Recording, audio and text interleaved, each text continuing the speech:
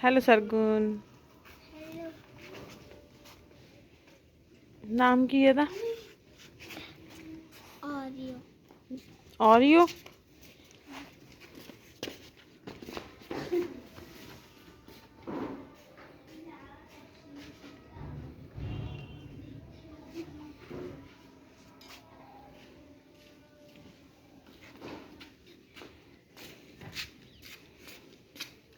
Guys ये बहुत ही अच्छा ऑरियो है और ਅਸੀਂ ਇਹਨੂੰ ਡੇਲੀ ਕੱਖ ਵੀ ਦਿੰਦੇ ਆ।